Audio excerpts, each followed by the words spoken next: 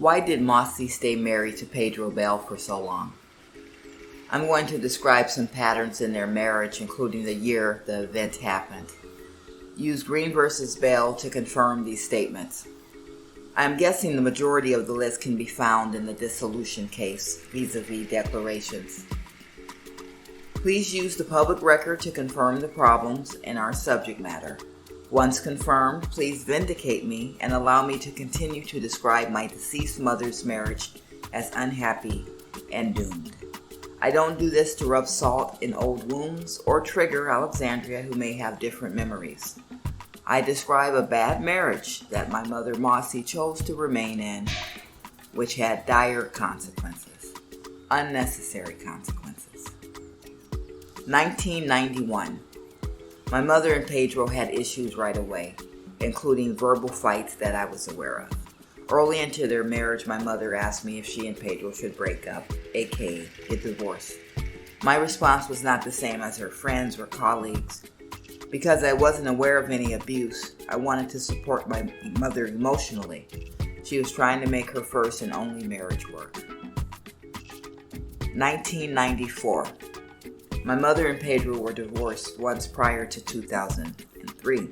Their first divorce on the record was due to Pedro Bell's credit being so detrimental that my mother would not be able to purchase a home in Woodinville unless she was legally single instead of being married to her younger and illiterate husband, Pedro Bell. 1996. Pedro would not always be around the house. He would move out for short to medium-long periods. This pattern happened for years. Pedro would move in with friends or people from his job. Pedro Bell worked for Kirby selling vacuums when he was married to my mother. That was his favorite job. I don't know how much he made selling vacuum cleaners. Maybe this income is on the record. I believe he averaged $500 a month. Prove me wrong. 2000. I moved to Long Beach, California at the end of 1999 after disclosing my sexual abuse from Wilson that spring. Y2K was my most successful year, employment-wise, and I'd say emotionally as well. Conversely, my mother was struggling in Woodinville at the same time. My mother was also having non-marital problems, including some legal issues with Bellevue Community College, a former part-time employer. My mother went on antidepressants in the year 2000. She also found God in Y2K. I was blessed to be able to send her Christian paraphernalia when I was in Long Beach as a show of my support of her newfound faith. Pedro was planning to leave the family again. He asked me in the summer of 2000 if I would come back to Seattle and take care of the family because he was planning to bounce. My mother asked me the same thing shortly after my conversation with Pedro. They were supposed to be getting a divorce in 2000, and I returned home to support my family, my mother's family, in the spring of 2001. She wasn't diagnosed with cancer until July 25th, 2001. She hadn't divorced Pedro yet, and unfortunately now he was still in the picture when she found out she was dying from terminal cancer. 2002. Pedro fled to Florida to avoid legal and financial obligations. He litigated for custody of his daughter, a resident of Washington State, while he was living in South Florida. 2004. Pedro married Janice Lowe just in time for our third-party custody litigation. He found another wife and a stepmother for Alexandria in Florida as expeditiously as possible.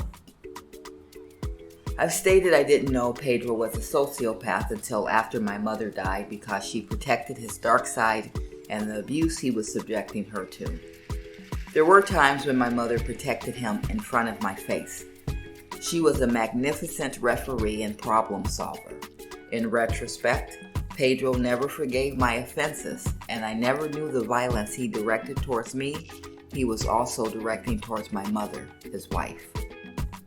In 1996, I called Pedro stupid over the telephone, and his response resulted in me being asked to not come over to the house for a while.